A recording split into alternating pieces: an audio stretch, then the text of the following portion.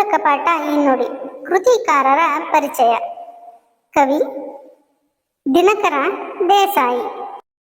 ಜನನ 1909, ಮರಣ 1982.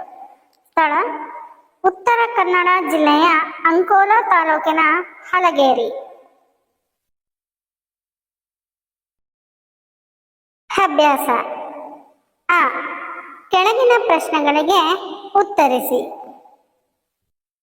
ಪ್ರಶ್ನೆ 1. ಯಾವ ಜಂಬ ತನಗೆ ಬೇಡ ಎಂದು ಕವಿ ಹೇಳುತ್ತಾರೆ? ನನ್ನದೆಂಬುವ ಜಂಬ ತನಗೆ ಬೇಡ ಎಂದು ಕವಿ ಹೇಳುತ್ತಾರೆ. ಪ್ರಶ್ನೆ 2. ನಿನ್ನ ಸೇವೆಗೆ ನೀನೇ ತಂದೆ ಹೂವ. ಈ ಸಾಲಿನ ಅರ್ಥವನ್ನು ವಿವರಿಸಿ. ದೇವರ ಕೃಪೆಯಿಂದ ಗಿಡಗಳು ಹೂವು ಬಿಡುತ್ತವೆ. ಅದೇ ಹೂವನ್ನು ಮತ್ತೆ ನಾವು ದೇವರಿಗೆ ಸಮರ್ಪಿಸುತ್ತೇವೆ. ಆದ್ದರಿಂದ ಕವಿಗಳು ನಿನ್ನ ಸೇವೆಗೆ ನೀನೇ ತಂದೆ ಹೂವ ಎಂದು ಹೇಳಿದ್ದಾರೆ. ಪ್ರಶ್ನೆ 3. ಪ್ರಕೃತಿಯ ಯಾವ ಯಾವ ಸಂಗತಿಗಳು ದೇವರ ಸಂಗೀತವಾಗಿದೆ? ಹಕ್ಕಿಗಳ ಇಂಚರ, ಮಿನುಗುವ ಚುಕ್ಕಿಗಳು, ಉಕ್ಕುವ ಸಮುದ್ರದ ತೆರೆಗಳು, ನನ್ನದೆಂಬ ಗೀತೆ ಎಲ್ಲಾ ದೇವರ ಸಂಗೀತವಾಗಿದೆ.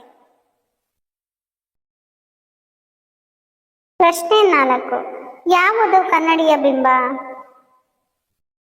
ನನ್ನದೆಂಬುದು ಕನ್ನಡಿಯ ಬಿಂಬ. ಪ್ರಶ್ನೆ 5. ಹಿನ್ನುಡಿ ಕವಿತೆಯ ಒಟ್ಟು ಭಾವವೇನು ಎಂಬುದನ್ನು ವಿವರಿಸಿ.